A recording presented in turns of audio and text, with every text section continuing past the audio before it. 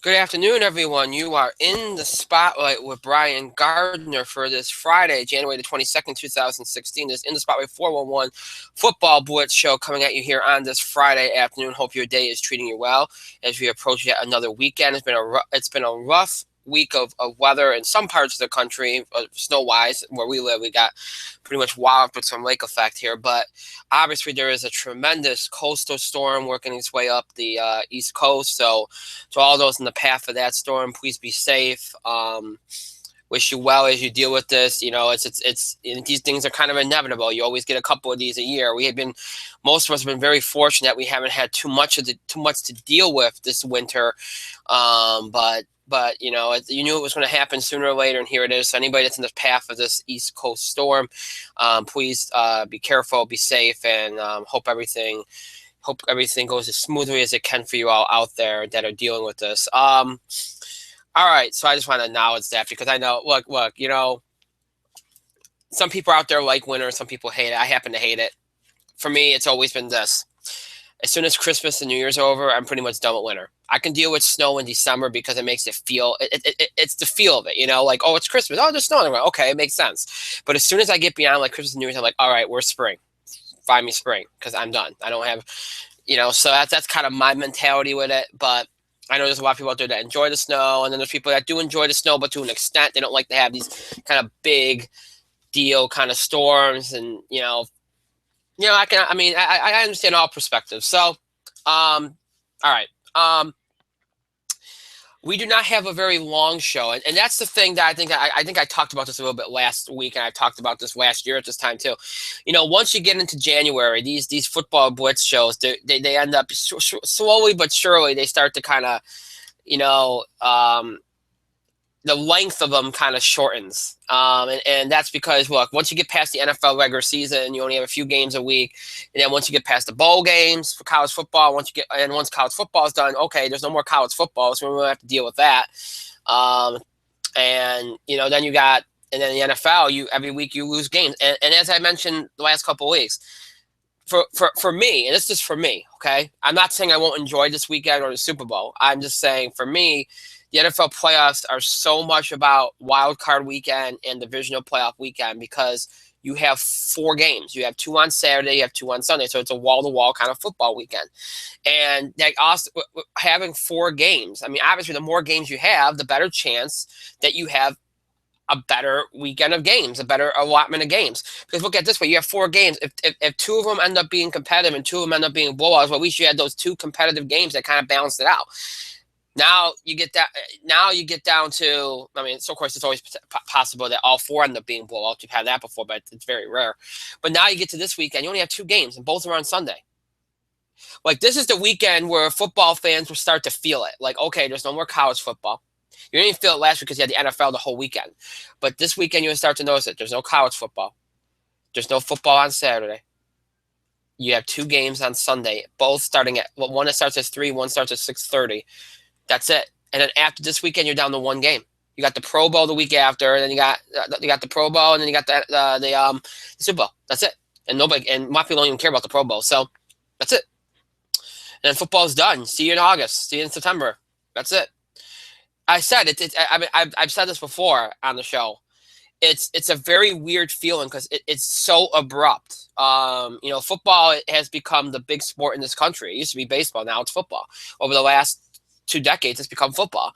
But football has the most abrupt end. You go because think about this, from September through January. It's your whole weekend is built around football. It's Saturday's college, Sunday is NFL, and then sometimes you have NFL on Saturday. Sometimes and then you got Monday night. You have Monday night football. There are some college games on throughout the week. Thursday night football. I mean it's wall to wall football. Yeah, I mean most of the time during in the midst of the fall you can find football somewhere, and then on the weekends it's wall to wall football, and then all of a sudden it's like, okay.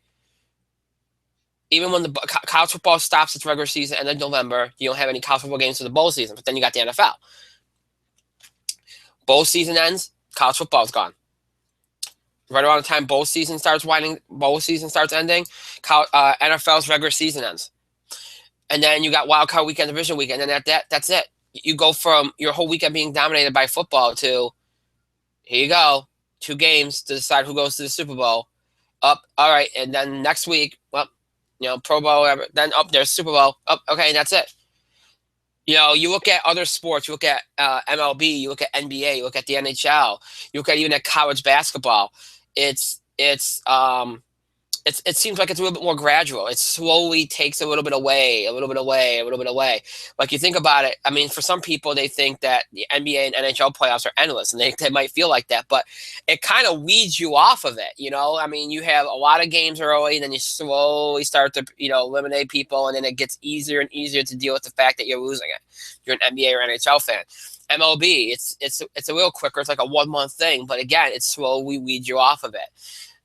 Even college basketball now, maybe it's because college basketball, maybe it doesn't dominate. It doesn't seem like it dominates as much because in a lot of ways it's a regional thing. But you think about the regular season ends, you get the conference tournament games, okay, and slowly, kind of little by little, and then you get back to and then the NCAA tournament gives you a quick burst where that first weekend it's wall to wall, and then the second weekend it's a little less.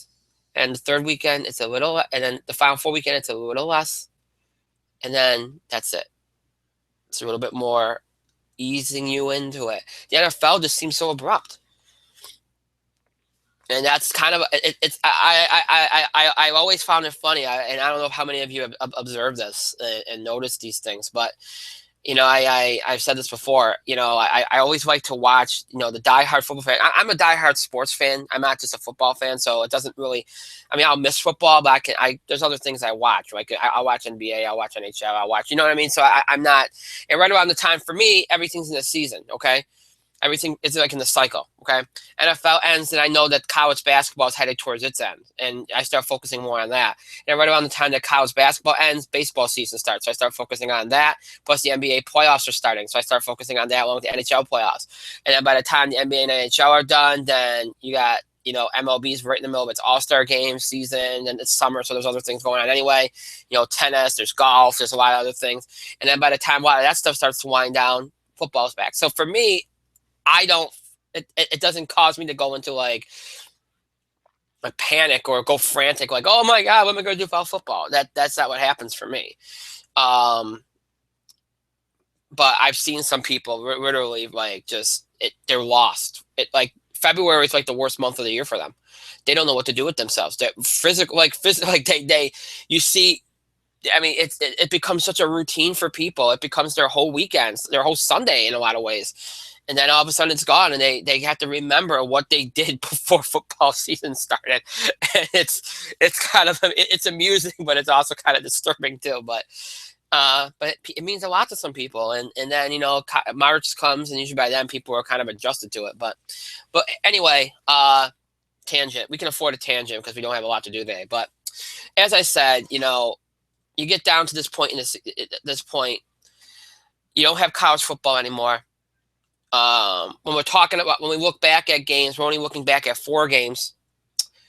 And then when we're looking ahead, we're only looking ahead to 2 games on Sunday. That doesn't leave you with a lot. There's really not much coaching stuff to talk about because a lot of that we did last week. There's a couple little things we can talk about, which, we might, I don't know. A lot of you sent emails in. Some of it was already discussed a little bit last week.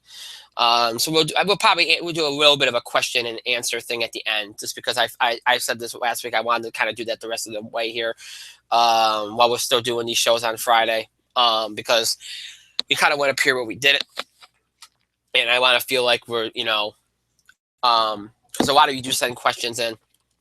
I want you to feel like that we're going to actually acknowledge them and not, just let you keep doing it without actually acknowledging them. So yeah, there's not a lot. We look back at last week. We look back at divisional weekend in the NFL. Look ahead to championship weekend. Make predictions for the Super Bowl. Maybe do a couple questions and Q&A questions, some related to coaching decisions and other things, and that's it. That's really it. And that's, like I said, once you get down to this point, there ain't a whole lot to do. I like it because I feel like we can focus more on the games. We can get more into the games and talk about them. And And it's not so bogged down in wins and losses. Like sometimes you can focus a little bit more on different pieces. But yeah, so it's gonna be it shouldn't be that long of a show for us here today, and next week it shouldn't be either. And that will be our last Football Blitz show next week. A lot of you have asked me this. We went through this last, because it's only the second year we've been doing this, these football shows during the day. And a lot of you have asked me this, and let me explain to you my thought process again here. I did this last week, but I'm going to explain it to you again.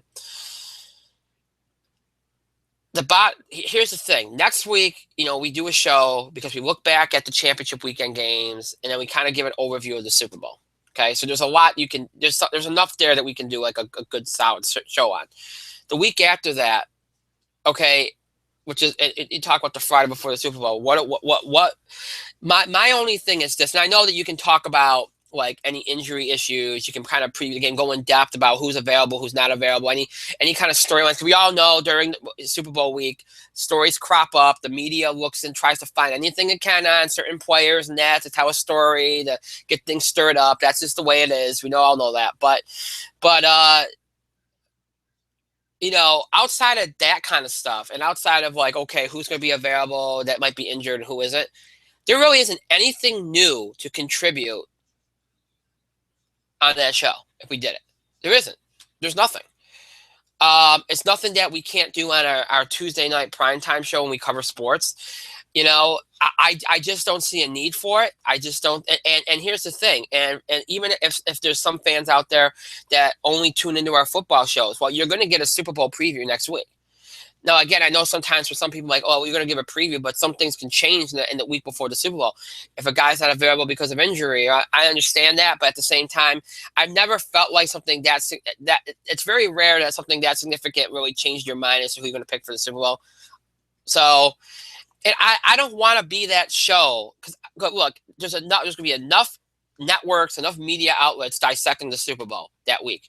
There's going to be a ton of them. I mean, to me, the 2-week thing is, I understand why they do it, but I think you lose a lot of momentum, and it gets, by the time the Super Bowl actually happens, I think you're sick of it in a lot of ways. And then the game starts and you kind of lose that fact. But by the time you're sitting there like, I've been hearing about this game for 2 weeks. Like one game I've been hearing dissected for 2 weeks. Do you really want to keep, you know what I mean? It kind of gets a little too much, but I don't want to be part of that. I'd rather just next week look back at the championship weekend games, look ahead to the Super Bowl, make a prediction, go over any storylines, etc. going in, and then we'll do a little bit of that on our Tuesday night primetime show when we cover sports. We'll do a little bit of that so that our primetime audience gets to test a little bit of it too.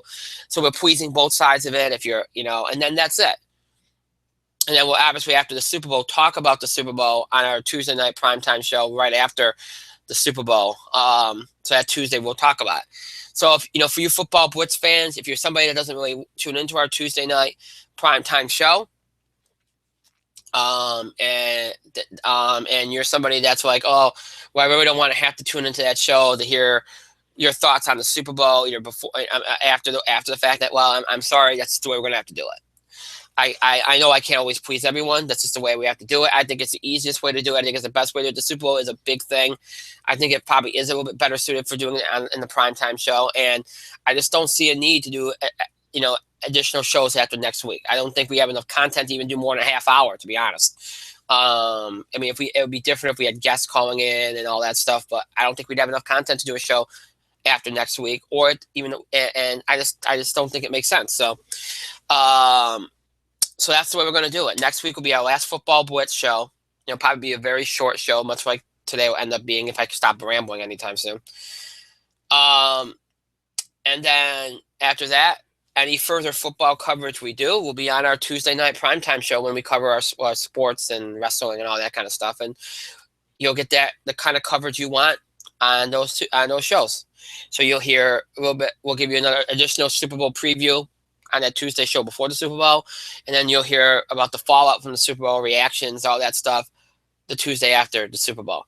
So keep all that in mind. Next week, our last Football Blitz show, and then any other additional Super Bowl coverage, either pre or post Super Bowl, will be on our Tuesday night primetime sports show. Okay, so with all that being said, let's finally get going here.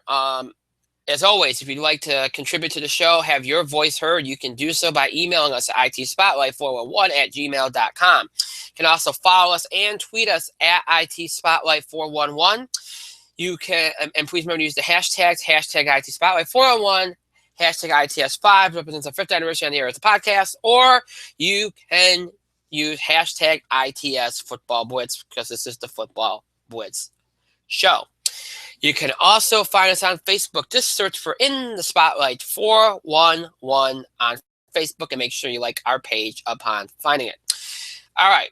So with all that being said, let us get going here. And as always, we start by looking back before we move forward. And looking back at last weekend, it was an interesting, I'd say it was a satisfying, it was a satisfying weekend. I don't think it was the best championship weekend. You had one game that I think pretty much carried it. And we'll talk about that game because that game will be a game that will be remembered forever.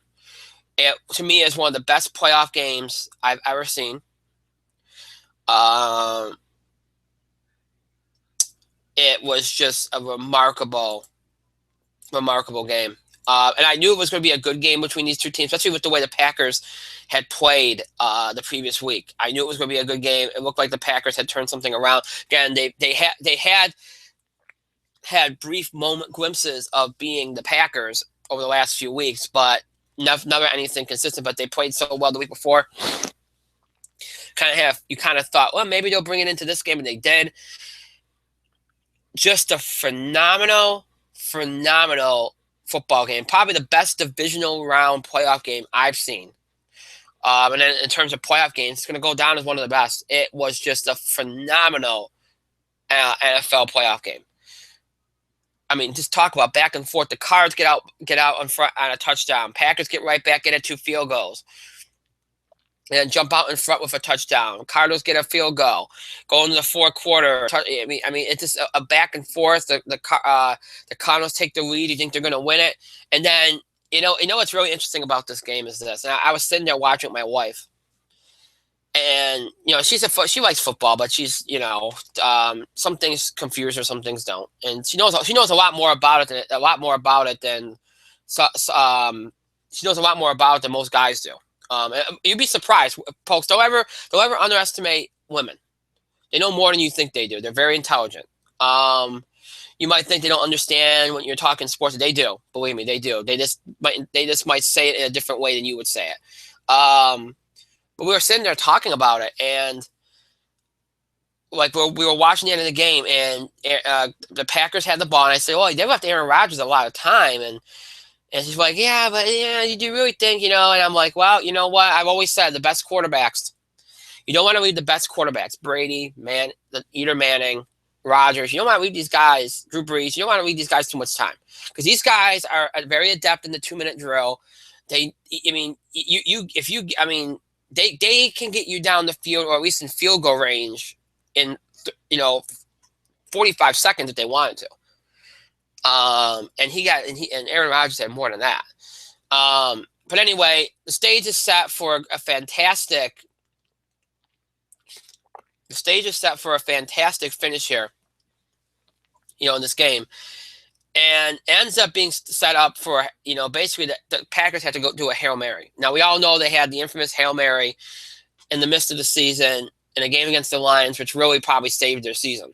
And you're thinking, and I'm sitting there thinking, well, he already proved he could do it, but let's be honest, can lightning really strike twice with a play like this?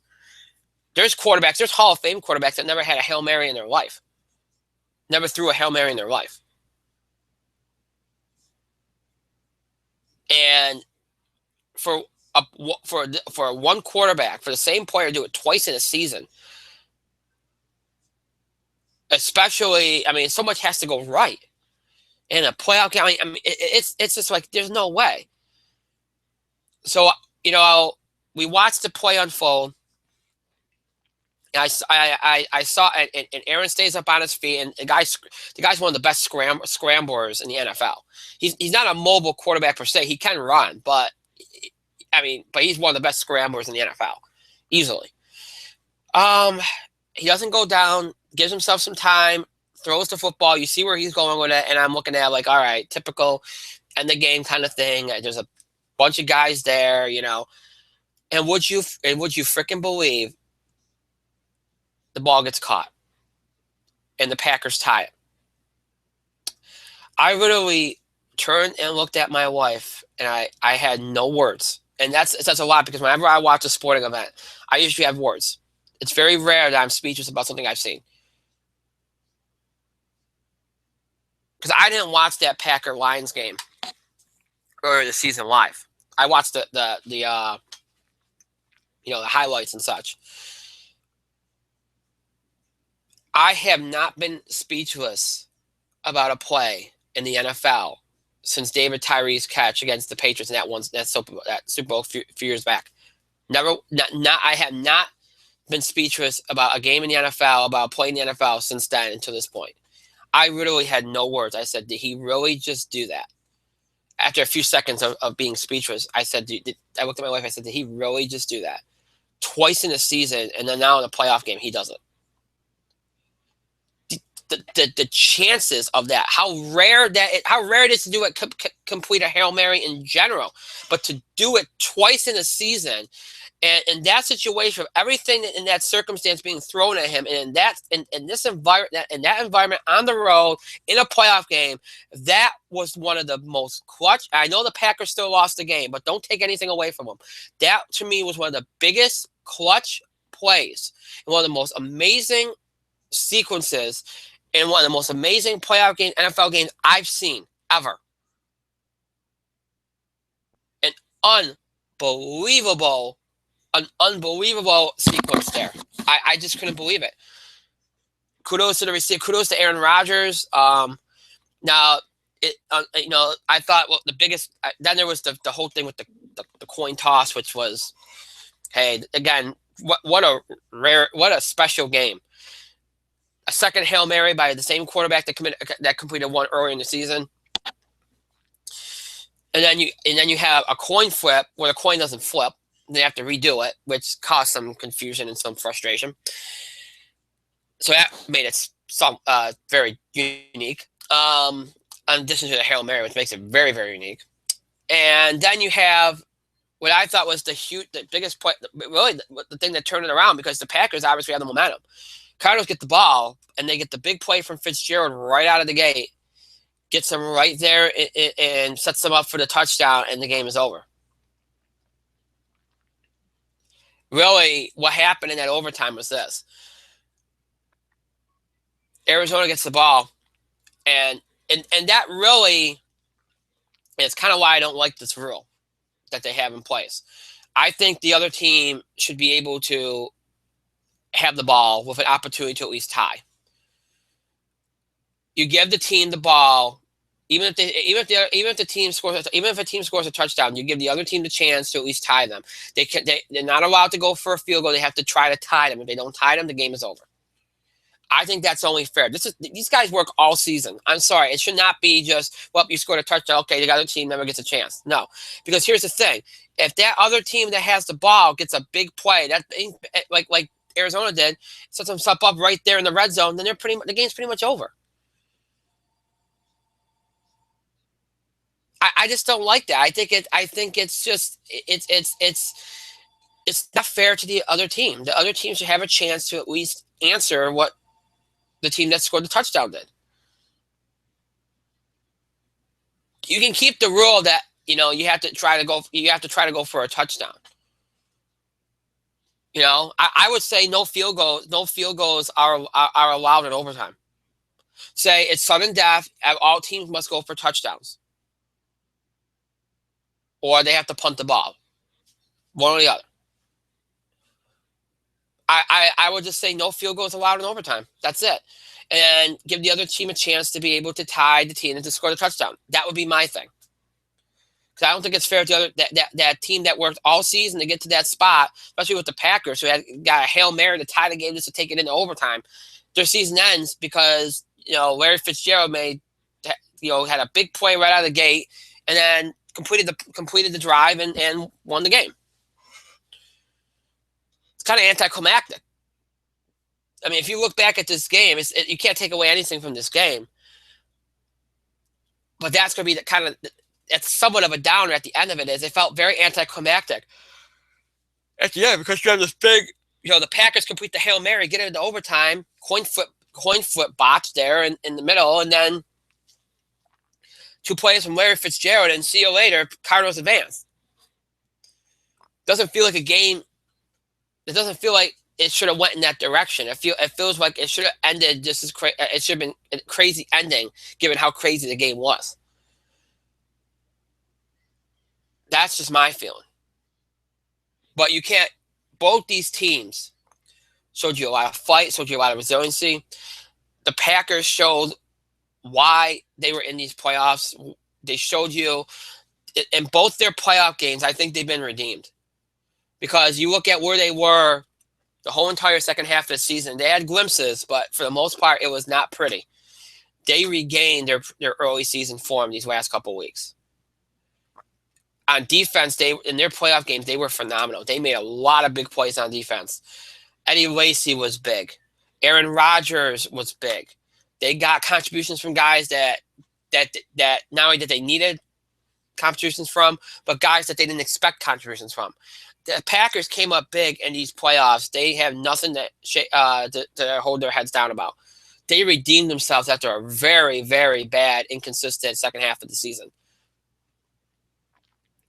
For Arizona, Larry Fitzgerald proved why he's one of the best players out there still, even though he's older now. Why he's one of the best big play receivers in the game, if not the best big play receiver in the game. How reliable he is. He always comes up big. He's the reason they won this game. He was the MVP of this game for the Arizona Cardinals, no doubt about it. Carson Palmer, I kept saying to my wife during this game, I understand why Carson Palmer hasn't won a playoff game. I don't know if it's the pressure. I don't know what it is. Carson Palmer did not look like the Carson Palmer we've seen in the regular season these last couple of years. He was a mess. He was right on par with I can't think of his name. Fitzpatrick from the Jets. Right on par with him. Whenever Fitzpatrick starts sniffing the playoffs, getting close to making the playoffs, falls apart. Interceptions, turnovers, bad passes. We saw that this year in the Jets game, in the last game of the regular season, which knocked them out of the playoffs and allowed the Steelers to get in. And that's kind of what happened to Carson Palmer here. Whenever Carson Palmer's been in a playoff game, unlike Fitzpatrick, he's actually made the playoffs. Whenever he's been in a playoff game, he does not look like the same quarterback. And there's no excuse because he has a lot of personnel at his disposal. I mean, the Cardinals are one of the best, most complete teams in football. That's why they're so good. That's why a lot of people pick them to go to the Super Bowl. As long as they're healthy, they're a complete team. They're a very dangerous team. Palmer's numbers on paper look good. 25 for 41, 349 yards, 3 touchdowns. But, man, there was some bad passes by Palmer in this game. A couple turnovers. I mean, you looked at Carson Palmer a couple times. You're like, what in the world are you doing? Where are you throwing the football? Where are you going with it? Some of the throws he was making were as bad as Colin Kaepernick's throws early in the season when we all look at him and go, wait, there's guys open over here, and you're going where there's 6 guys. Palmer was throwing the football into a mass of people, most of which were the defense. It like you often wonder if he was throwing the ball with his eyes closed. It was like Colin Kaepernick kind of throws. I couldn't believe it. That's not Carson Palmer. Carson Palmer is an intelligent, efficient, talented quarterback. Is he Aaron Rodgers? Is he Eli Manning? Is he Peyton Manning? Is he Tom? No, he's not. But he's a solid quarterback. He does not throw the ball like that. I don't know. Hope I think if you're the Cardinals and their fans, you hope he won a playoff game, even if it really was everybody around him really banding together, including Larry Fitzgerald, to help get him through it. They won a game pretty much despite him, but he still won the game. It goes on his ledger as his first postseason win. Now that he's got that kind of monkey off his back, maybe he can relax and kind of just take it easy and, get back to being Carson Palmer. And he's going to have to, because the defense they're going to be playing up against this week is nothing compared to what they. I mean, it's nowhere near what they faced this week. It's going to be much more difficult, much more physical, much more gritty. This game is going to be in the trenches kind of game, and Palmer needs to be ready, because the Panthers are not going to make it easy on him at all. We all know that. We'll talk more about that in just a moment. So an epic game between the Packers and the Cardinals. The Cardinals move on 26-21. One of the best NFL games I've seen. One of the most unbelievable endings I've seen. Second Hail Mary of the season. I mean, just incredible. And definitely the best divisional playoff game I've seen, and one of the best playoff games I've ever seen. Easily. Just fantastic football game. Before that game on Saturday, that was the second game, and that was the only game out of the NFC on Saturday. There was a game in the AFC between the Chiefs and the Patriots, which the Patriots won 27-20. And, you credit the Chiefs here. The Chiefs had a good chance here. They kept this game close as they could early. Patriots kind of got out in front a little by a decent margin. Chiefs played their way back in late. But really what this comes down to is this. The return of Julian Edelman was huge. You introduce Edelman into the mix, it's huge. And the Patriots are getting healthier. They got Gronkowski in there. They got Edelman in there. Even if Brady is banged up, as long as he has guys out there he can feel comfortable with and throw to, the Patriots are going to be a difficult team to beat. And the Patriots looked like the Patriots again. They made adjustments on the fly. They did what they needed to do. They found the weaknesses and they exploited it. The Chiefs I felt like the Chiefs had a really good plan. Defensively, I thought they did the right things. I think the problem is that the Patriots got healthier. They have more of their offensive personnel back. That helps them. And there's a confidence there when you saw a confidence in the Patriots that you haven't seen in maybe a month. It's like, okay, Edelman's here, Gronk's here. We have some guys back. Brady had a week off. We all had a week off. We're kind of more rested now. We don't like the way we finished the season. The Patriots got, and they had their chip on the shoulder back. It's like, all right, you know what? We hear the voices. Everybody's like, oh, the Patriots kind of stunk it up at the end there. There's nothing more difficult than playing the Patriots when they have a chip on their shoulder and they think that everybody has written them off. Or when everybody's critical of them. That's when they're at their best, and they showed it in this game. They weren't overwhelming. I don't think you're going to see the Patriots light up any scoreboards right now, because they're still not all the way back to where they were at the beginning of the season. But nonetheless, they were at home, and they just grinded it out. 27-20. Brady, 302 yards, 2 TDs, 28 for 42, a typical kind of Brady-esque game. Edelman was a big key in this game. 10 receptions for 100 yards. And, the Chiefs try to get a lot off the run. Alex Smith had some decent throws here and there. Again, Alex Smith is not going to overwhelm you. He's going to manage the game, kind of like Peyton Manning does now. He manages the game, try to get the running game going, quick, short kind of passes, long drives. That's their kind of thing. And, they were able to get that in spots, but the Patriots kind of took them out of that kind of pattern and made it into more of a little bit of a wide open kind of game, and kind of exhausted the Chiefs defense a little bit late. And they were able to just kind of, I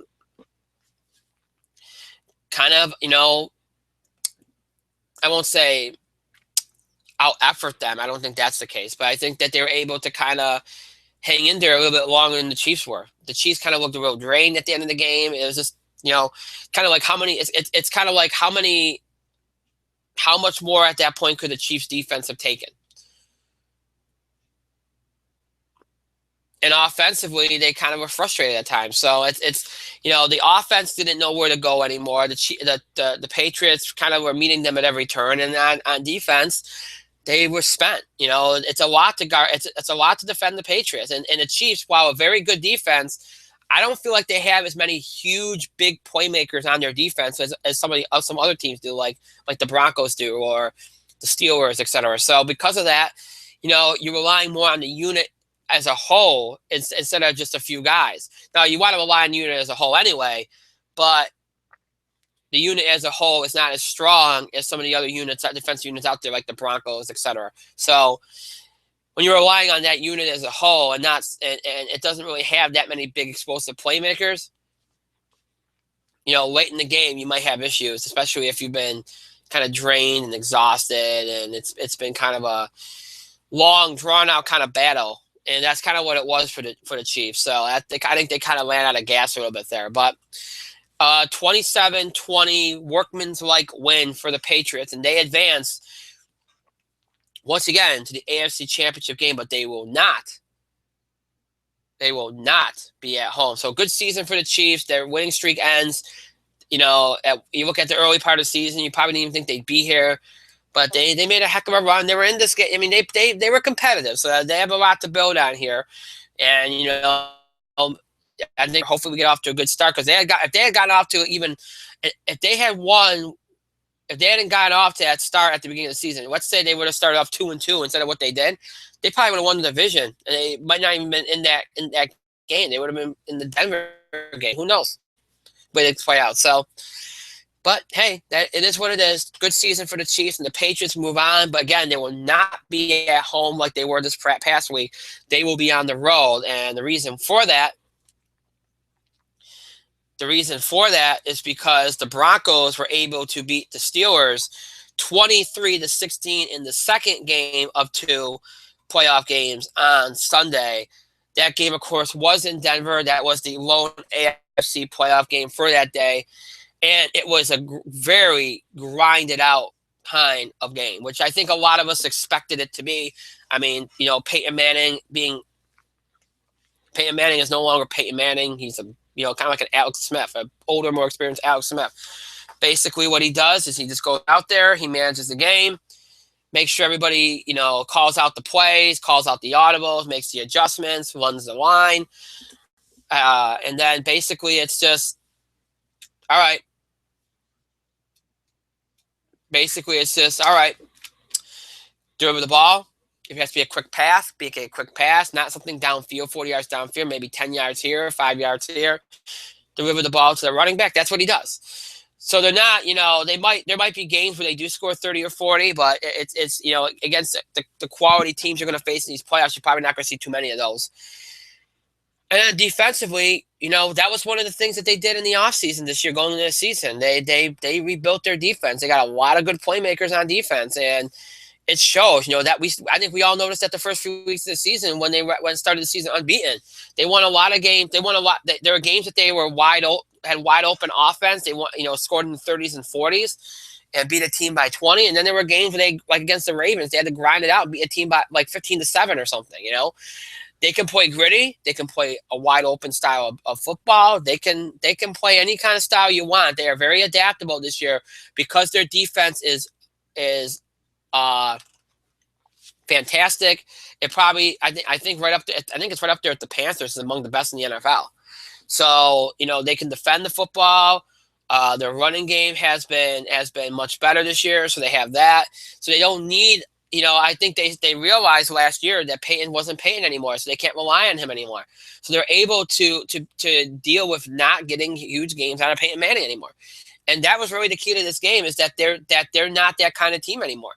They are a team that can grind it out and win a close game and win a kind of down in the trenches, kind of ugly kind of game now. And a couple years ago, they wouldn't have done that.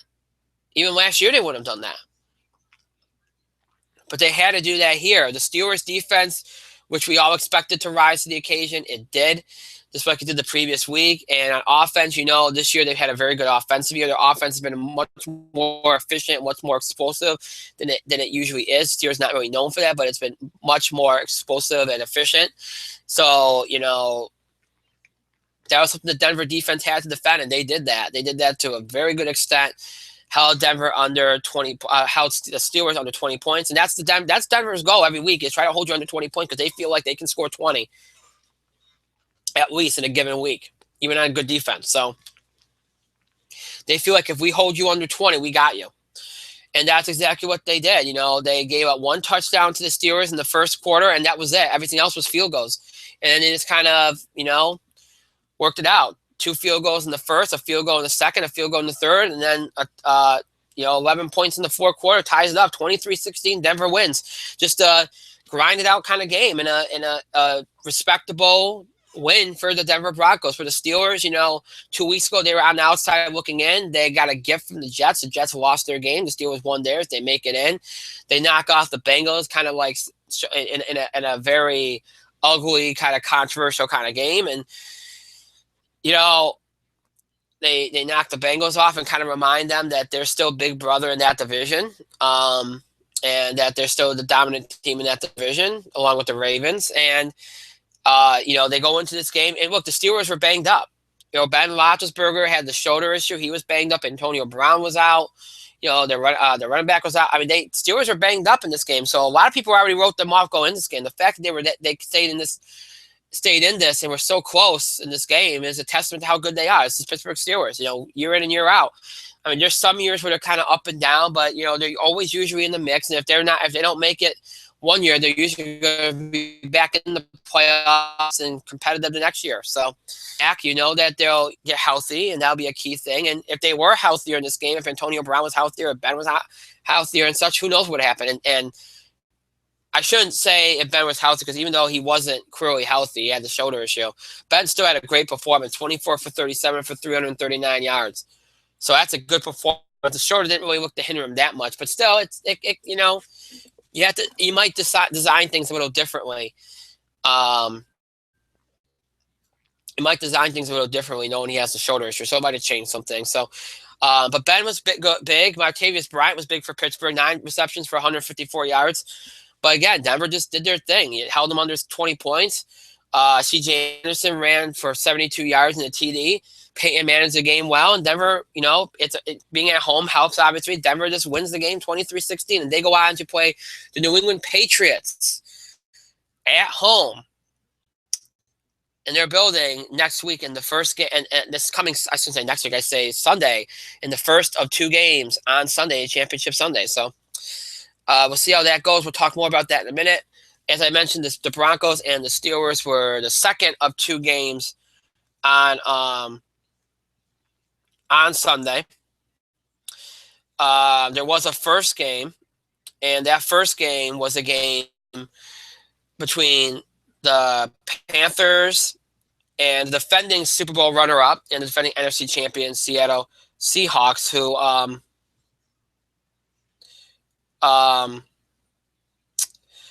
were a team in the second half of the season, once again, that nobody wanted to face. And that's been kind of in the last couple of years. And it's been that kind of momentum going in that's helped them get to a Super Bowl. Obviously, the year before last year, they were a dominant team. But last year, they had that great second half, and everybody kind of wrote them off, and they got into the playoffs and went to the Super Bowl. This year, rough start. People wrote them off again. They have a decent second half. They get back into the playoffs. So this time it's the 6th seed. Last week they got a gift, and really they should have lost to the Vikings, even though I thought they were a good. It was a good matchup for the Seahawks. They didn't. Let's be honest. If the Vikings should have made that field goal, and then if they made that field goal, Seahawks ain't playing the Panthers. So, but then again, if that happens, the Vikings are playing the Cardinals, and the Packers are playing the Panthers. So we're changing a lot of things. But anyway, the Seahawks got a gift from the Vikings. They advanced because of it.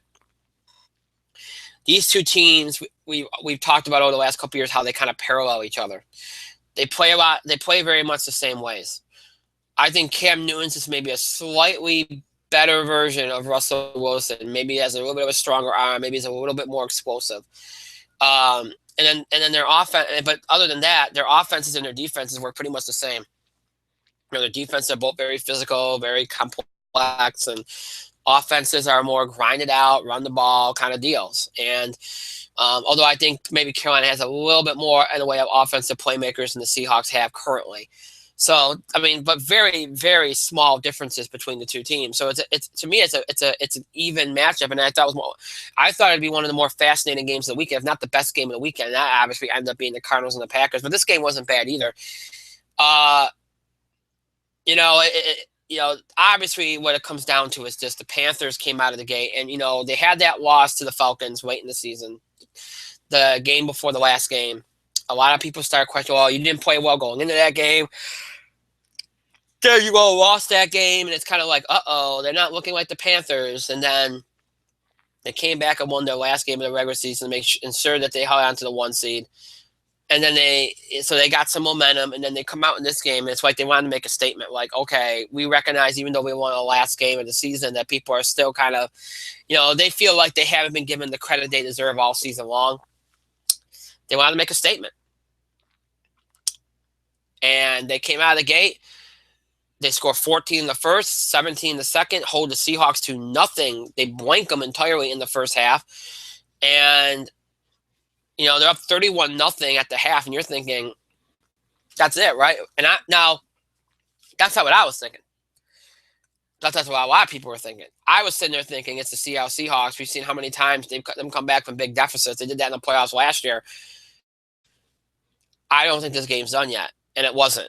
14 in the third for the Seahawks, 10 in the fourth. They get to within 7 of the Panthers. They shut down the Panthers entirely in the second half. So it really was a story of 2 games. Carolina completely and utterly dominant in the first half on offense and on defense. Second half, not so much. Seattle dominant in the second half, not so much in the first half. So a story of 2 games here. Russell Wilson, 31 for 48, 360 yards, 3 TDs. Jonathan Stewart for Carolina ran for 106 yards, 2 touchdowns. Jermaine Kearse was huge for Seattle, 110 yards, 2 touchdowns. Seattle got a lot out of Russell Wilson. He's had a great year. It was kind of like a breakthrough year for him, much like it was for Cam Newton as well. Kearse came up big. You saw some guys this year have come up big for him. Doug Baldwin. Marshawn Lynch made his return in this game, which was key, which is probably one of the biggest reasons they stayed in this game. All the guys that Seattle needed to play big played big in that second half, and that's how they got back in the game. The first half, I think I didn't think I'd ever say this about Seattle, because we've seen a lot. In the last 2 years from Seattle, one of the biggest things I think we could always say about them is they're mentally tough. That's why they've been so successful. As mentally tough as they are, I think they've been through a lot this year. Their secondary was not good this year. That's one of the reasons why they lost so many games. And things haven't come as easy for them this year. They've had more injuries, Marshawn Lynch, et cetera, et cetera, et cetera. So I think their confidence got shaken a little bit this year, because for the first time in a couple of years, they had a couple of things go wrong. They've been very lucky that they've had a lot of breaks, and they've had a lot of good luck over the last couple of years. So sometimes having a little bit of a streak of bad luck and a couple bad things happen kind of shakes you up a little bit. And I think that's what happened here. I think they kind of got shook up a little bit.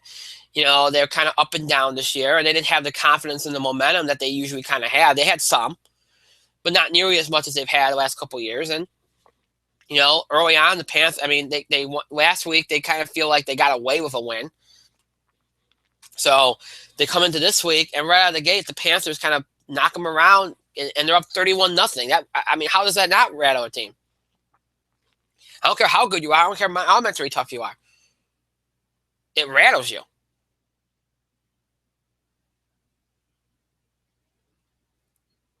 And it was really too big of a hole for them to climb out of, because here's the thing. Look, Seattle can put up points. Wilson's having a great year. We talked about it. They do have some weapons. But 31-0, even for a good team, a team like that's not to say Seattle's not a good team. They are a good team. But even for, you think about the teams that can have really big great offensive teams, the Patriots, the Broncos. The Steelers this year had one, talk about Green Bay. These offensive dominant teams,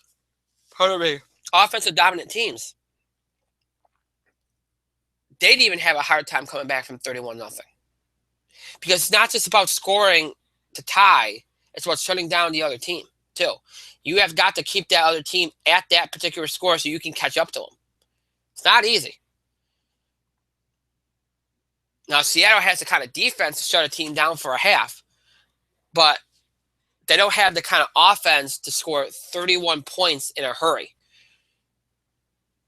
And the Panthers have a good enough defense to make sure that even if they were to score 31 points, it's going to take them a while to do it. So a lot of things working against them here. They had a valiant effort. They were right there at the end. They're only down by 7. There was an onside kick, and you have to expect the onside kick to recover because, it's Seattle. I mean, every time you think they're down and out, they find a way to prove you wrong. But it wasn't to be, and their streak finally ends. Their run of Super Bowl appearances ends. They go home, and look, they again, it was an up and down season. They had some issues in the secondary, had some injuries, Marshawn Lynch, but they still got here, and they were right there at the end with a chance to win, regardless of whether if the Vikings made the kick the previous week or not, they would have been there. Still, they were here. It was an up and down season, but they were here, and they'll be in the mix next year. And the Panthers showed you a lot in that first half, but in that second half, you saw a lot of the reason why people started to worry about them late in the season. From right around the time they got to, I think, maybe 12-0, they started being, I won't say complacent, but they seemed like they started having trouble finishing off games. It might have even started before they got to 12-0, I think. I can't remember, but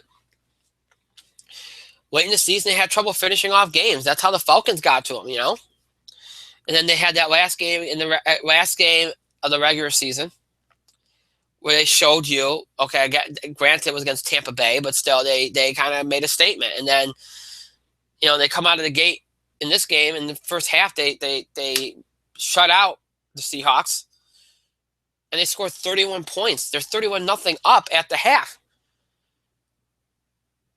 All you have to do is go out there and just, do your thing. And I understand that some teams, when they're up that big, get complacent. They want to play it safe. They might, try to protect guys.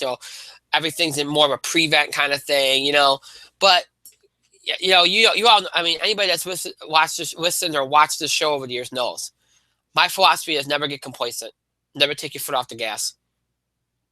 Never. Because you can develop bad habits and the game can careen out of control. You let a team kind of back in. Like if you let them, it's kind of like, okay, you let that team back into the mix a little bit. You let them back in the door. Well, they might end up going right past you. I've seen it time and time again. Get out to a big lead, and then all of a sudden, the second half, you let that team feel like they still have a chance. They make it all the way back. Sometimes they spend so much energy just tying you that they don't have enough to get over the hump. But then there's times when they do. And you're wondering what happened. Well, what happened was you stopped being the aggressor. You stopped putting your foot on the gas. You said, "Oh, enough's enough. It's okay." And I'm not an advocate for really running up the score, but I also don't think it's right to stop. I won't say stop playing, but change your mentality. That's what I'm saying. Go out there, play solid defense. Don't play prevent. Play the defense you were playing. And then on offense, if you're not one of these teams that wants to run up the score, then you run the football. You keep running the football. That's what you do. You don't take your foot off the gas. The Panthers have done that time and time again, and it's bitten them only once. They cannot do that this week against the Arizona Cardinals. They got away with it against the Seahawks. They were very lucky, and normally you wouldn't get away with it against the Seahawks. It's just that, again, as good as Russell Wilson has become, and as good as some of the offensive weapons he has, even if the Panthers are in a more complacent defense, they still take you a little. They still can make sure that it takes you a little longer to score these points than you'd like. And I think that was the only reason why they were able to hold on.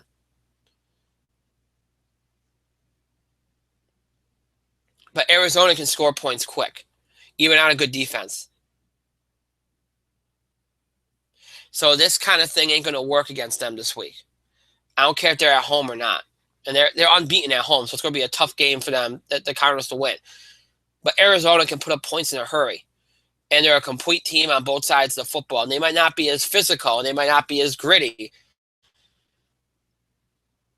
But if Carolina pulls what they did this week, what they've been doing, which is they get off to a good start and they kind of, have trouble finishing off and closing off a team, they won't get away with it against the Arizona Cardinals.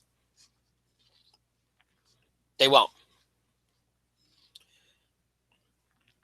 And they won't get away with it against whoever they meet in the Super Bowl if they get there. That's the one thing that the Panthers, that's their biggest weakness this year. That's developed over time. Because a lot of people were asking the first half, see, like, what's their weakness? And, people say, maybe sometimes they may struggle to score. No, what their weakness is finishing off games. That is a really bad weakness to have. Because it usually does come back to bite you in the worst possible way. It did once in the regular season. But clearly, after seeing their performance against Seattle, where they had a dominant first half and did absolutely nothing in the second half, and let the Seahawks come right back, and this really in a lot of ways got lucky that simply Seattle just ran out of time. Because and even then, Seattle almost recovered the onside kick and had a chance. But they can't play like they did last week. Seeing what they did this past week against the Seattle Seahawks, the problem is still there. That problem that they had in the second half, a lot of the second half of the season, is still there as far as finishing off games. And the playoffs and championship games, etc., have a tendency to remind you of not only your strengths, but of your weaknesses. And if you've been lucky enough where your weaknesses haven't cost you at all to that point, or have cost you very little to that point, that usually means it's going to cost you at the worst possible time in a big way. And that could be what happens to the Carolina Panthers if they do not start to finish off their games.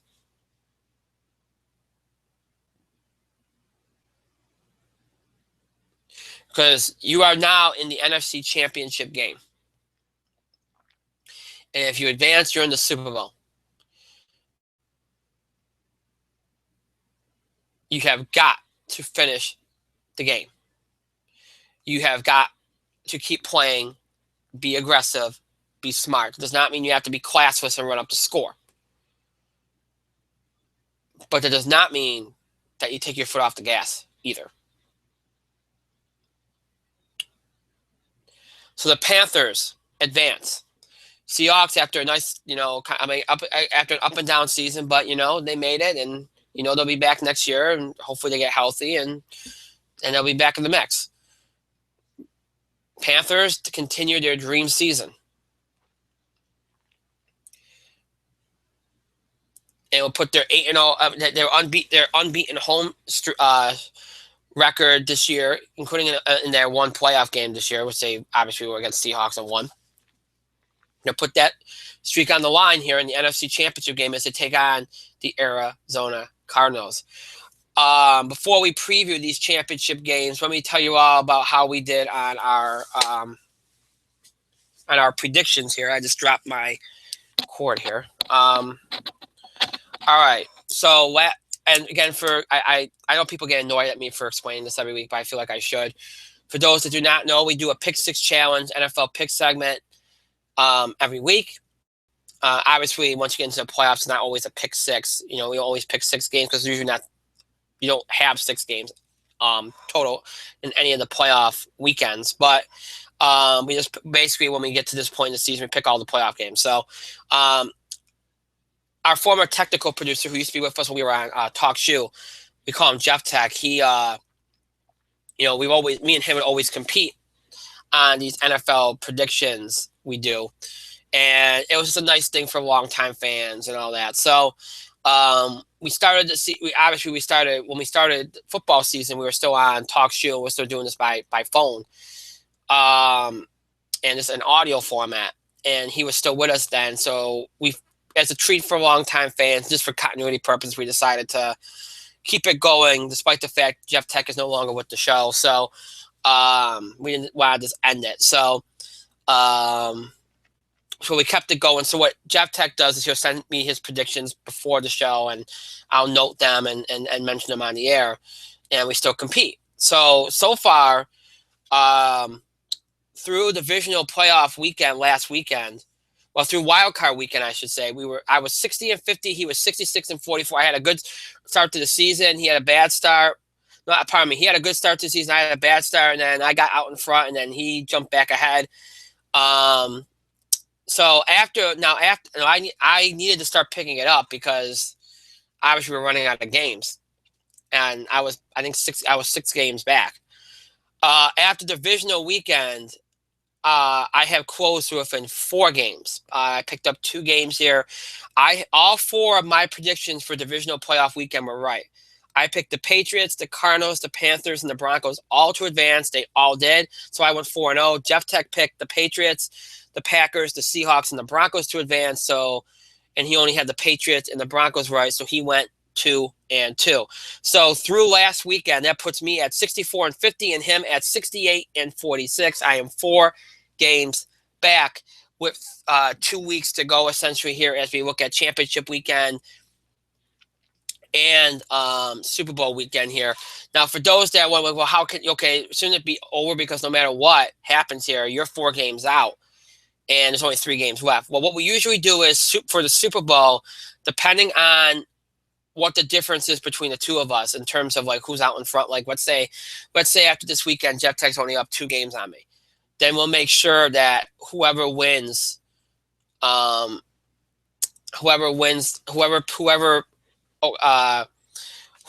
Super Bowl pick, gets, we'll make sure that whoever wins actually becomes the winner if we're close enough. We try to make it as competitive as possible. We don't want to just write it off because otherwise there's nothing going on that Super Bowl week. So let's say I go into the Super Bowl 2 games back. What we'll do is we'd probably make it worth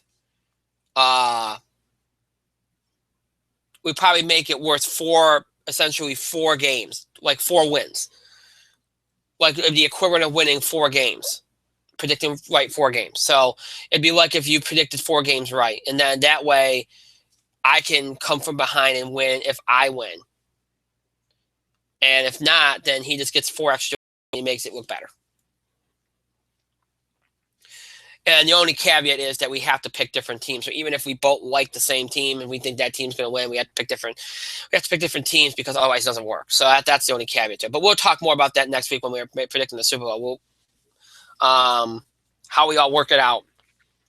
How we work it out will be dependent on the results of this weekend. We always wait until after we see the results and look at where we're at before the Super Bowl to determine how we're going to work that last particular game as far as predictions go. So, all right, so we look at our championship weekend, our final 4 in the NFL, and it's the top 2 teams in each league, 1 versus 2 in the NFC, 1 versus 2 in the AFC.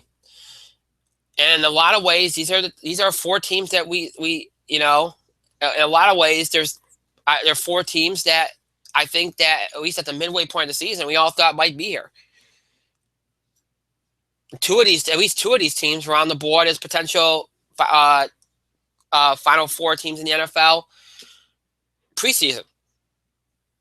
For some, 3 of them, because a lot of people thought Arizona could get here if they stayed healthy. Panthers weren't really on anybody's board, but a lot of people thought they could be at least competitive and be a playoff team, especially after what they did last year late in the season. So, this is your Final 4. It's your Final 4.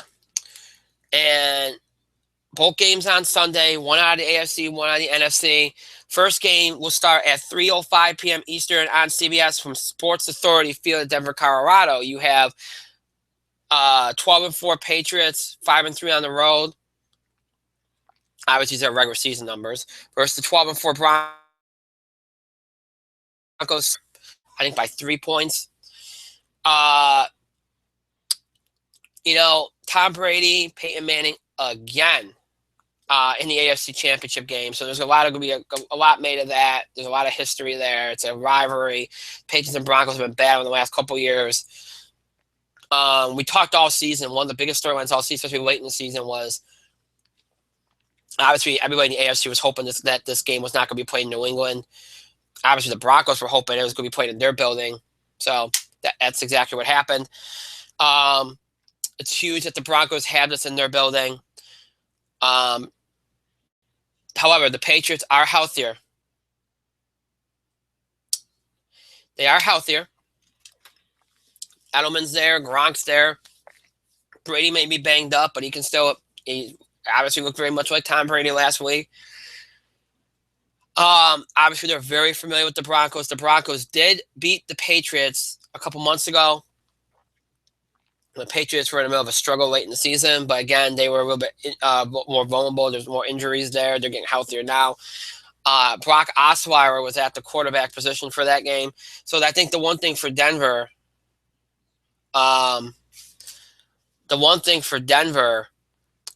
is that, at least and from their perspective,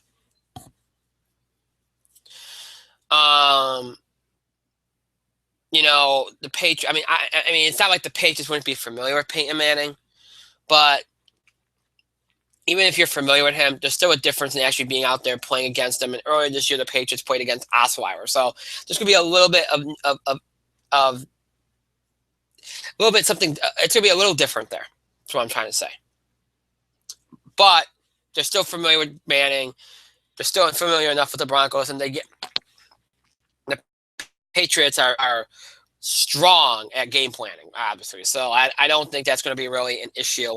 And for the Broncos, they have to kind of change gears a little bit here. They can't look at this the same way as they looked at that game in late November, early December.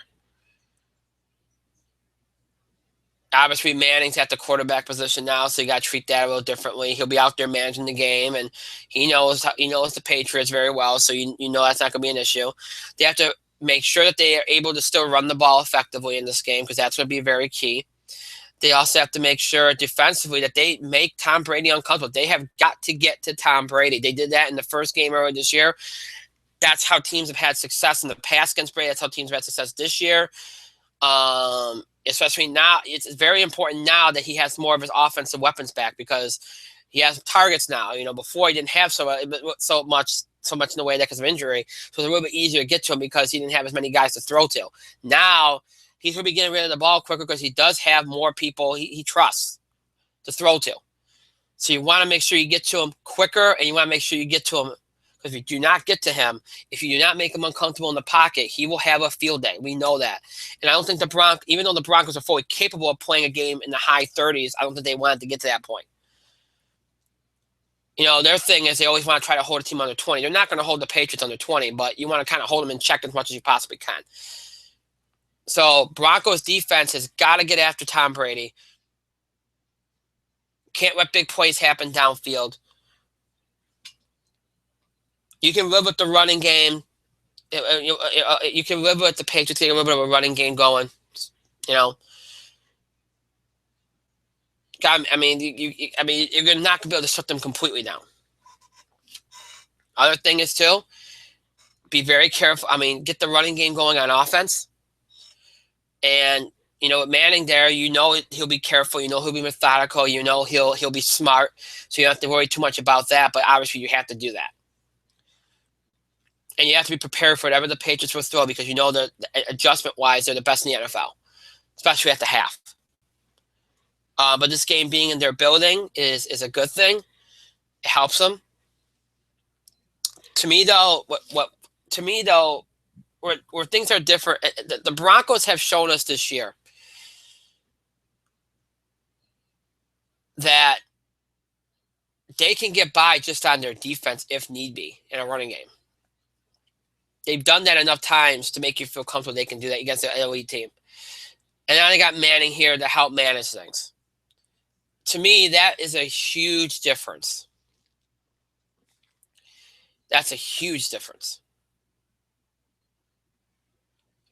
They have a lot of explosive playmakers on defense.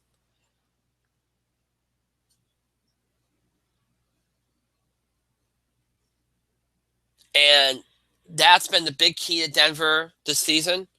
And I think that's going to be the thing that probably gets them to the Super Bowl. Because I think they will get to Brady. I think they will make him uncomfortable enough. I think this game being in their building is big. I know the Patriots aren't going to be bothered by the cold or the weather because they're used to it, but I think it's big still that they're in this, that the Denver Broncos are playing this game at home. And even though they are healthier, they're not all the way back to Patriots, and they're still vulnerable in a number of ways. So because of all that, and what I think will be a very close, competitive, maybe a higher scoring game than maybe Denver would like against a team like the Patriots, but nonetheless, they can play that kind of game if they need to. I think Denver pulls this game out, and I think Denver goes to the Super Bowl. So I am picking the Denver Broncos. Now, here's a shock. One of the things, for those of you who are longtime fans, Jeff Tech's usually pretty consistent in a lot of his picks. Sometimes there's two teams he usually picks no matter who they're playing. Doesn't matter. The Colts, who are his hometown team, are one of them. And the Broncos are the other because of Peyton Manning used to play for the Colts. He seems to always gravitate towards the Broncos. Shockingly, Jeff Tech has not picked the Broncos. He is going with the Patriots. So clearly he doesn't feel as confident. And clearly he's been burned by the Patriots beating his teams over the years so much that he just doesn't want to jinx it and pick his team to win. So he's going with the Patriots. And that surprises me. I like it because it means we're going with different picks. So that means I can kind of cut into this 4-game deficit here with 2 weeks to go. But I'm still surprised. All right, so that's game 1. Game 2 will be a 6:40 p.m. Eastern game on Fox from Bank of America Stadium from Charlotte, North Carolina. It is, again, these are regular season stats. 13-3 Cardinals, 7-1 on the road. 15-1 Panthers, 8-0 at home. I think this is the game that pretty much from the midway point of the season we all thought we might get because these really were the two best teams in the NFC in a lot of ways. Carolina is favored by 3, much like New England's favored by 3. We already talked a lot about the big thing for Carolina is finish the game. We know that they're going to come out of the gate strong. We know that we know what we're going. You know what you're going to get with Carolina. Defensively, they're going to be physical. They're going to be getting to the quarterback. They're going to be cover. I mean, we know it's going to be defensively. They're going to be all in, and they're going to be tough to handle. Offensively, they're going to look downfield. Cam Newton obviously is a threat on foot as well. They'll look to run the ball with Jonathan Stewart. So, we know what you're going to get from Carolina on offense and on defense. The question is, will they finish this game, or will they allow Arizona, if they have a lead, will they allow Arizona to stay close? Will they allow Arizona to hang around? And will it finally come back to bite them if they do? Because I said this before, whether it's this week or if the Carolina Panthers advance to the Super Bowl, whether it's the Super Bowl, if they continue to not finish games, it will come back to bite them before the season's up. Because these teams they're playing are too good to let it slide. Keeps letting it slide. Arizona, Carson Palmer has to be better. We talked about it earlier. He has to be better. If he plays like he did last week, this game ain't going to be close. He cannot. The passes he was throwing last week were abysmal. And it's not like he didn't have guys open. Yeah, there were times when there were guys covered, but come on. Some of those throws were just, they were amateurish, okay? He has to be better. He has to be careful with the ball. He cannot force anything. He has to be careful not to telegraph his passes. And in this game, he's got to be very careful not to over-rely on Larry Fitzgerald. Yes, you need to. Fitzgerald's there. He's your top target. Yes, you have to utilize him. Yes. But you know that the Panthers, especially after last week, not that they need him last week to remind them, but still, they are going to be with Fitzgerald all day. Somebody else is going to have to step up for Arizona here and in the receiving core to help them out here.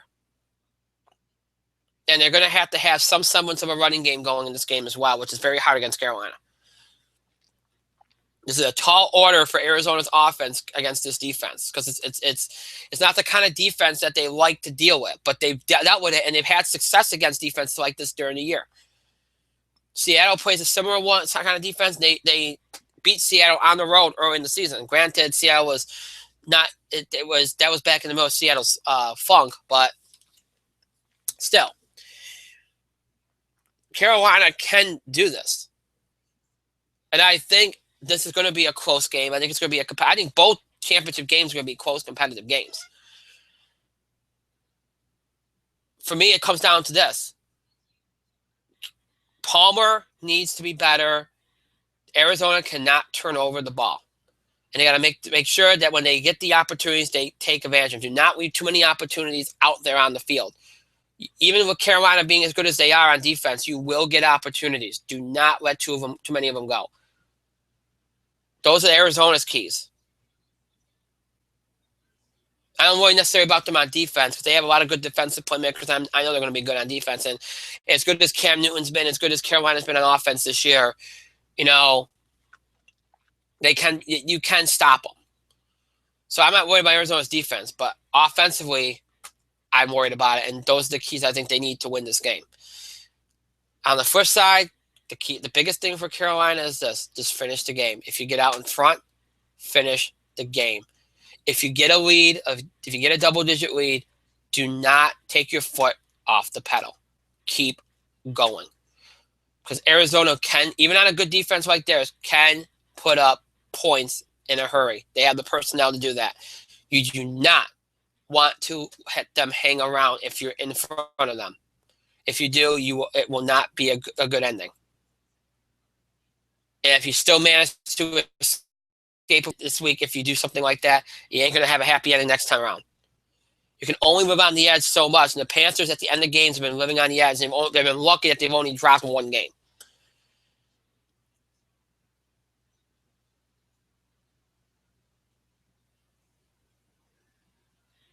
So much like the first game, I think it'll be close. I think it'll be competitive. Those are the keys, I think, for both teams. This was a tough game for me to call. Because all season, I've liked both teams. I think I envision either one of these teams in the Super Bowl. I thought these were only two teams, for the most part, this season. It's pretty much, I think, maybe since week 4 that I imagine even being in the Super Bowl, to be honest.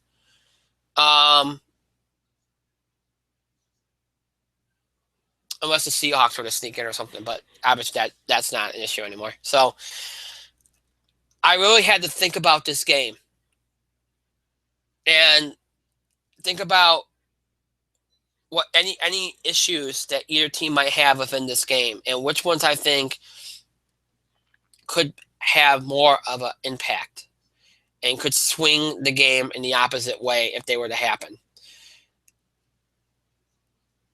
And the thing that I kept going back to is Carolina's inability to finish games late. To me, that's always something I've always seen it come back to bite teams at the worst possible moment. And as I've said, it might not be this week. It could be in the Super Bowl if they get there. But Arizona is the kind of team that if given the opportunities, they can score in a hurry. They're a very complete football team. And I don't even worry about them on the road. They only lost one game on the road. So, and given how the Carolina played last week against the Packers, it proves that it's still an issue.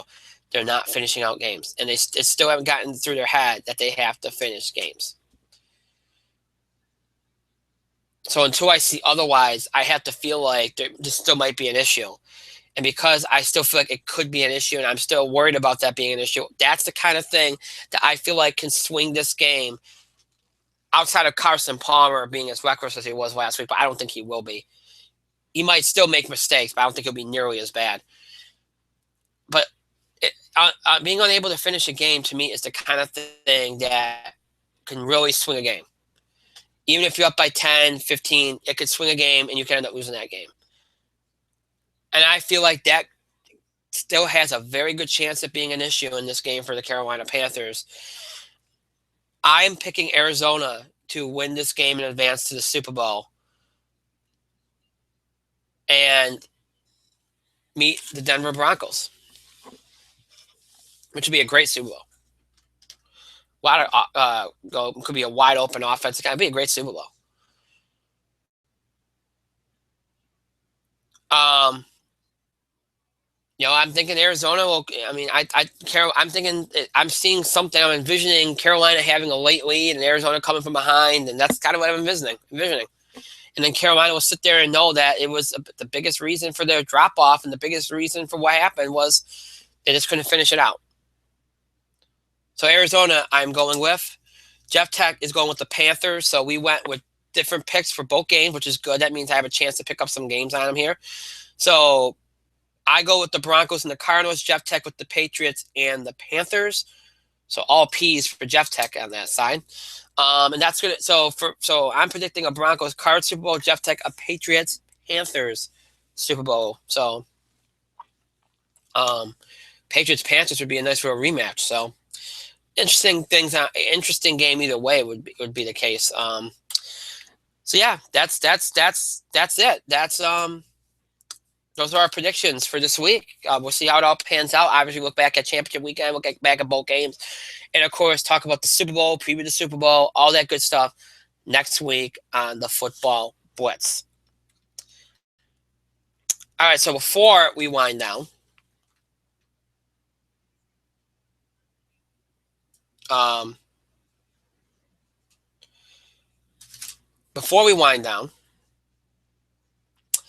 I said we do a little bit of a Q&A at the end of the show. So we'll answer a couple questions. We won't do too much, but we'll answer a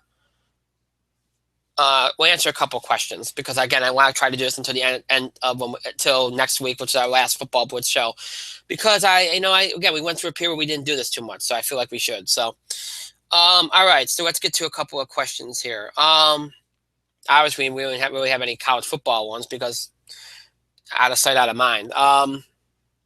Unless some kind of story brings people back, brings attention back. Let's see. There are all kinds of rumors that Marshawn Lynch is leaning towards retirement. What is your reaction to this news, and why? I'm sorry. What is your reaction to this news, and what do you think is the reason behind it? First of all,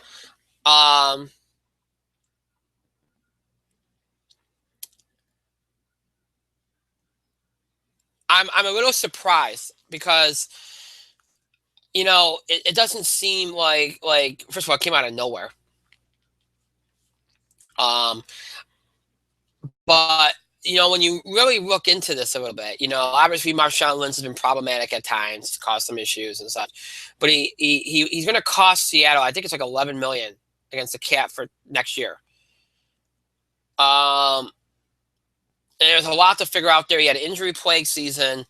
I think there's a general sense that if he goes out in the market, there might not be a lot there because he's going to want a big contract. And with the injury-plagued season he just had, a lot of people might be reluctant to go sign him. And look, Seattle has Thomas Rawls, who came out and did very well this year. So they feel like they got a replacement. So you know what? I mean, and Marshawn doesn't seem like, he's not comfortable with talking to the media. He doesn't seem like he's comfortable with the attention. So, maybe for him, it's like, all right, if they're not going to, the only place I can really imagine myself staying is Seattle because that's where I'm comfortable. But if they don't want to keep me, if they don't want to pay me and they don't want to keep me, then maybe I should just retire. And that could be why it's happening. I mean, that's the only, from everything I've read, first I heard of it was this morning. I started reading articles and I'm like, hey, I'm like, hey, where did this come from? And I looked into it a little bit. I'm like, all right. Okay, they got Thomas Rawls now. They can get replaced Lynch, and he'd be up for a lot of money next year. And if he goes on the open market, he probably costs a lot of money. He had an injury-plagued year this year. It makes sense. It's still a little bit of a surprise because it feels like it came out of nowhere. But at the same time, when you read the specifics, it doesn't. I guess it doesn't feel like it's quite so random. But anyway, so we'll see what happens there. But my reaction is a little bit of surprise, but then I understand it when I read the particulars. So if you ask me what I think is going to happen, I think I think he's not going to be, at least at the very least, not going to be back at Seattle next year. Because it's clear they like Thomas Rawls. It's clear they view him as a replacement.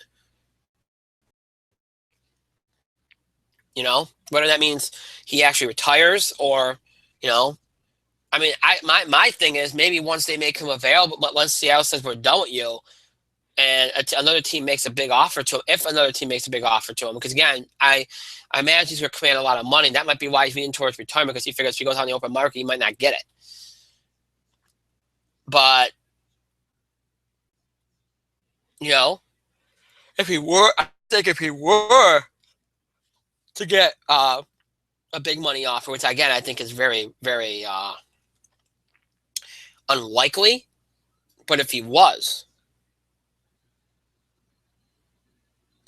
then I think that he probably wouldn't retire.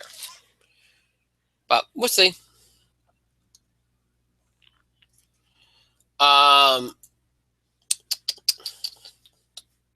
Let's see what else is here.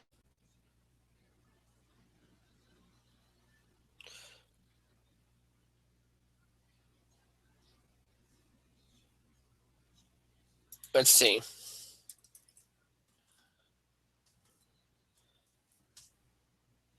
What do you think will be Tom Coughlin's next move after he withdrew himself from consideration for the Eagles position?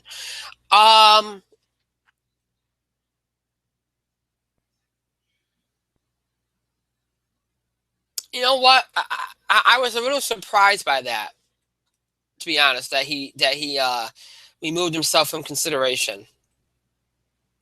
I was a little surprised by that, only because I felt like I don't think he's going to get a better opportunity to win, because everything you've heard is he feels like he's got 2 or 3 years left to coach. Which, and again, I could have. I'm not surprised he still wants to coach, but a part of me thought he might want to just go into a front office thing because he is older, and try to be involved that way. I knew he wasn't going to walk away from football, but it seems like he wants to coach 2 or 3 more years and then retire, and that's perfectly fine. But I don't know where else he can go. Like, the Eagles have a lot of solid, good players. I mean, DeMarco Murray's there. Darren Sproles. I mean, they have a lot of talent on that team. It's just that they need the right voice. And I thought he'd be a good voice there. He knows the NFC East. He's comfortable with it, the opportunity to kind of go at the Giants who have been that, the only thing that they'd really have to, I think really the biggest thing they'd really have to settle is Sam Bradford. But so I was a little puzzled by him removing himself from contention there. And especially since he knows he only got 2 or 3 years left to coach. He doesn't want to be part of a rebuilding effort. He wants to be a team that could potentially come right out of the gate and win now. And I don't know what other positions are going to open up over the next year or two that are going to be able to do that. I mean, I guess if New Orleans were to fire Sean Payton after next year, which could always happen, that might be a place. Or if Atlanta decided to get rid of their coach after next year, that could be a place. And there's always a chance that, maybe if things don't work out next year, they get rid of Indianapolis gets rid of Chuck Pagano, even with the contract he just signed. I mean, I guess there's a chance of that, but again, that seems very unlikely as well. So I really don't know what he'd be waiting for, what he'd be looking for.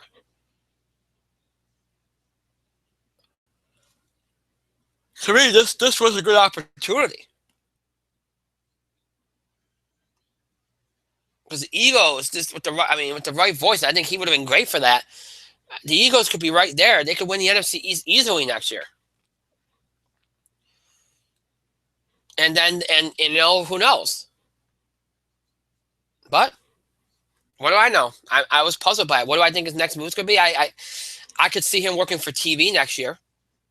Uh, like some of the other coaches have done until a job opens up. And if a job will open up in a couple of years, maybe he sticks for TV. Maybe he goes into a front office role. Maybe he walks away entirely.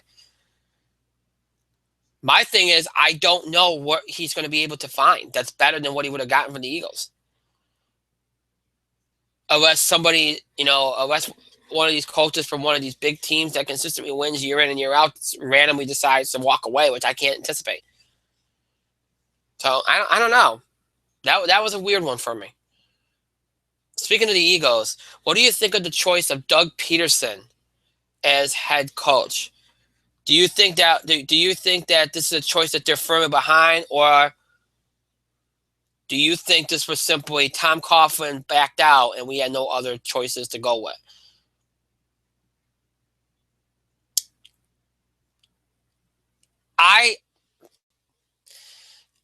This is interesting to me. First of all, Doug Peterson is from the Mike Holmgren, Andy Reid ilk, which has a lot of respect and a lot of clout in the NFL.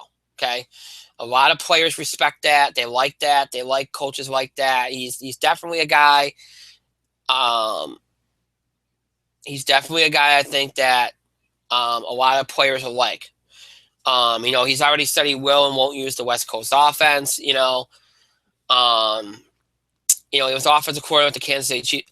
I think he's a guy. I think he's a guy that really. I think he's a good choice for a head coach. He is kind of one of those guys that I think a lot of people thought would be a head coach soon. One of those assistants that a lot of people thought had the potential to be a good head coach. A lot of times, a lot of these things are about whether this is a good fit with the personnel there, whether it's a good fit with the franchise, management. We won't know that until it all plays out, obviously.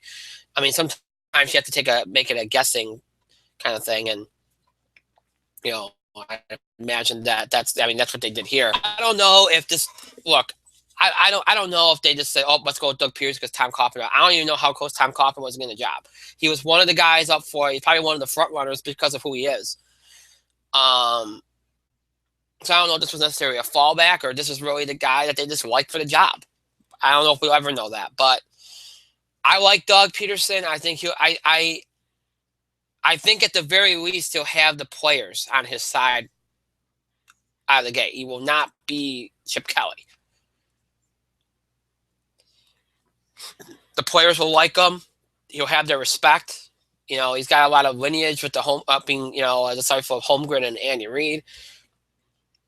He's relatively young, but I think he'll have the respect, and I think he'll have a good communication with players. So I think as far as the players go and as far as on the field, it might work out. Management, we'll see. We'll see. The Eagles are going with, the Eagles have always been kind of this friend like Andy Reid and Chip Kelly, where whoever the coach was also like handling, player personnel and it was the one that would acting essentially like a GM. They essentially decide what players they wanted and work with management to go and get them. Peterson's not going to be doing that. He's going to be the head coach. So we're going to have to see how this works for the Eagles because this is kind of new. I think it'll work okay because obviously that's what a lot of teams run is you have your head coach and you have your GM and but we'll see. I like him. I think he'll have the players' respect. I think he'll have the players' ear.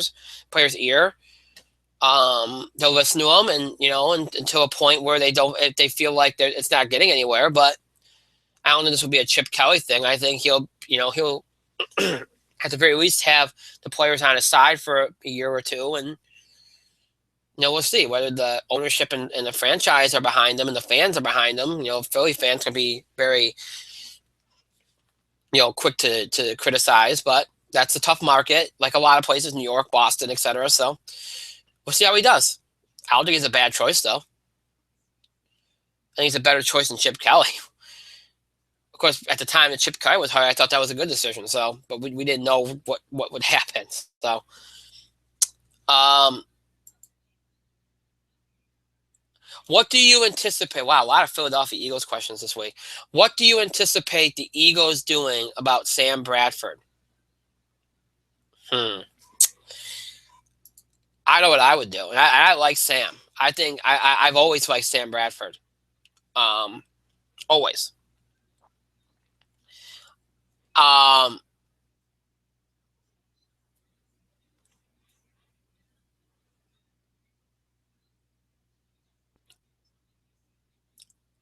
I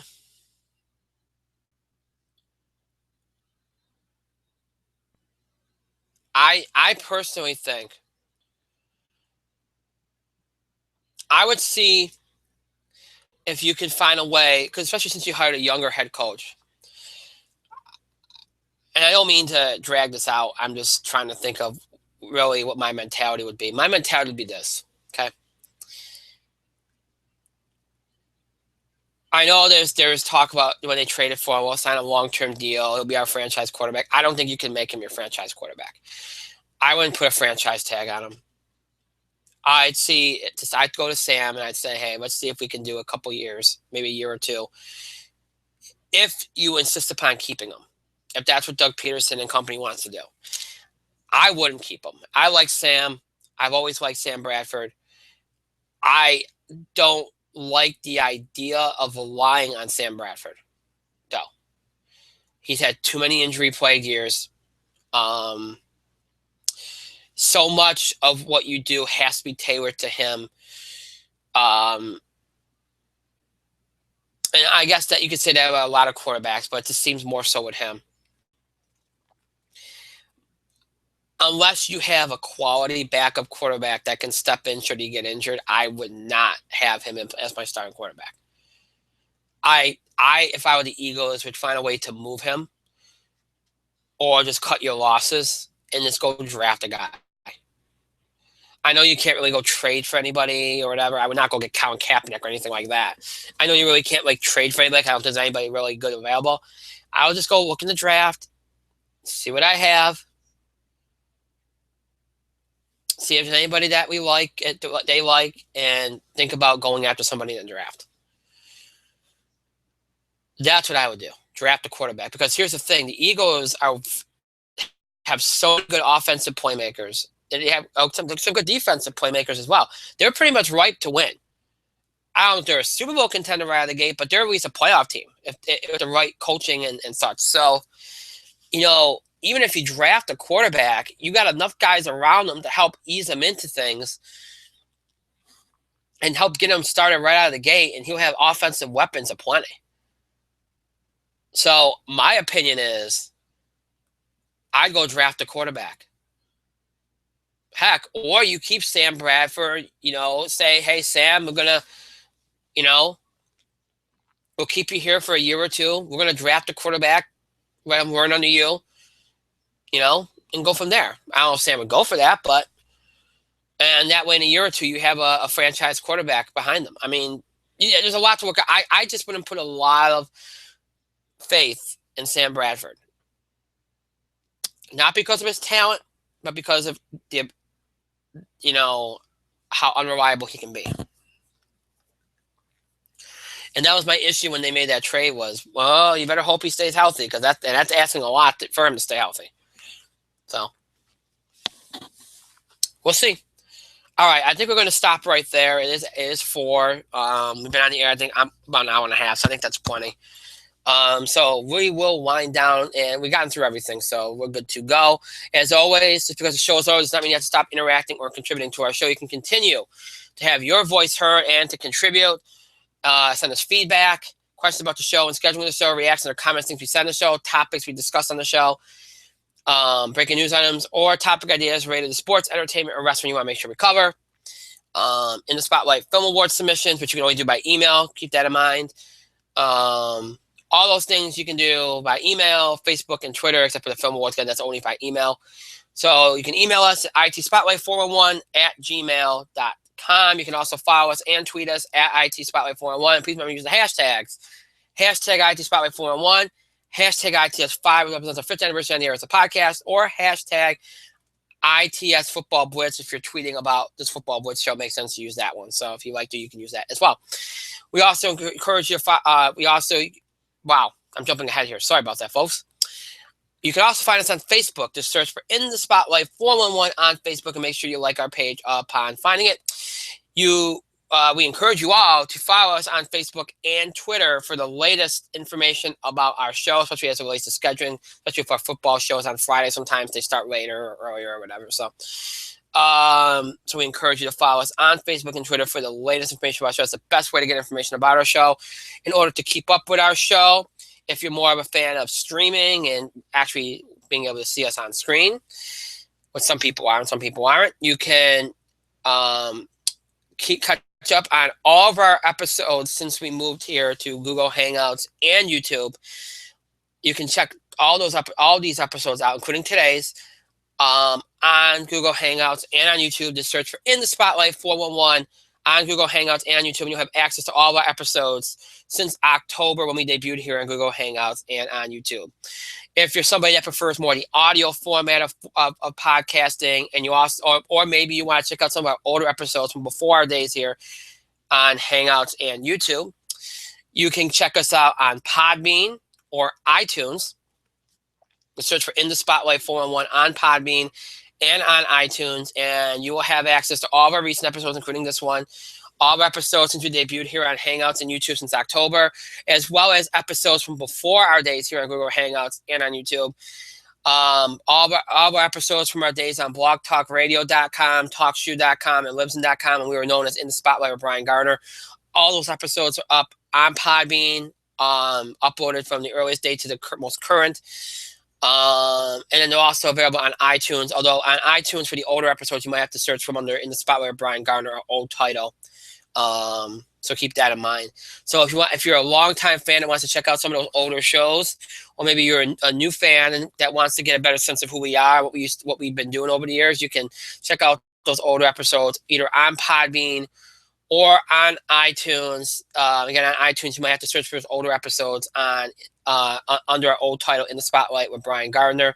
But any other episodes, including those episodes that we've had the last couple months since we've been on Google Hangouts and YouTube, just search for In the Spotlight 411 on Podbean or iTunes, and you will find those.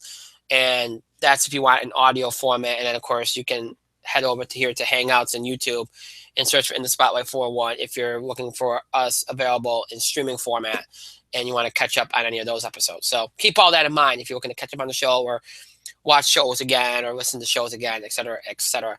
And do keep in mind that on Podbean and iTunes, we are still having a few technical issues. Some things are still taking a while to transfer over correctly and be placed where they need to be and such. So bear with us. That's still a work in progress, but for the most part, I think it's like 75% done. So, all right. So please all keep all that in mind. Last night, we had our deadline for the early submissions for our American Idol All-Time Performance Rankings feature. That was at midnight Eastern time last night. We'll keep you up to date on that. Well, keep you up to date on that feature as we go along here. Obviously, we only have one more football show left. So if you like further information on that, you probably want to tune into our Tuesday and Thursday primetime shows that air at 8 o'clock p.m. Eastern time here at Hangouts and on YouTube every week. Also, last night at midnight Eastern time was the deadline for ballot requests for the 6th annual In the Spotlight Film Awards. We are now firmly into the process for the Film Awards. Nomination ballots are announced. Nomination ballots are due, on Tuesday, February the 9th. So those of you out there that are in some way involved with that and have already sent me ballot requests, thank you so much. We appreciate you being involved. Those that haven't, you no longer can. So the only way you can be involved in this is on awards night, which is Thursday, March 3rd. You can be involved with the live vote of the awards. There'll be a few awards that we'll vote on live during that program. You can be involved in that, but otherwise you cannot be involved. So that's just the way we have to do it. It makes it easier. So again, for more information on the Film Awards, you can email, Facebook, or tweet us here at the show, or again, just tune into our Tuesday and Thursday primetime shows here on Google Hangouts and on YouTube at 8 o'clock p.m. Eastern Time on Tuesdays and Thursdays. With all that being said, I want to thank myself for a great show. Pat myself, I thank all of you for your continued support and contributions to our show. We do appreciate. Thank you so much for watching. To those that checked us out live here on this Friday afternoon, thank you so much. To those that are either watching or listening to this in archive later, either here on Podbean or iTunes, thank you so much. We appreciate that. I hope you all have a great rest of your day, a great weekend, and a great start to your week next week. Be safe. Those of you that are in the path of that big snowstorm, be safe. Hopefully everything goes smoothly as it can go, and those kind of things. So everybody be safe if you're in the path of that storm. Everybody be safe in general, whether you're in the path of that storm or not. Just have a safe, happy, good weekend and a good start to your week next week. We'll see you back here for our next show, our first of 3 shows next week. Tuesday, sports and wrestling. We'll talk about the Royal Rumble, college basketball, any other sports headlines outside of football we have to cover, we'll talk about on Tuesday. Thursday, entertainment show, box office beat, TV highlights, entertainment news, all that good stuff. And then next Friday, of course, our very last In the Spotlight Football Blitz, In the Spotlight 4-1-1 Football Blitz for the season. So that's what's coming up next week. So again, our next show, this coming Tuesday night at 8 o'clock p.m. Eastern Time, broadcasting and streaming live here on Google Hangouts and on YouTube. Until then, have a good afternoon and a good weekend, everyone.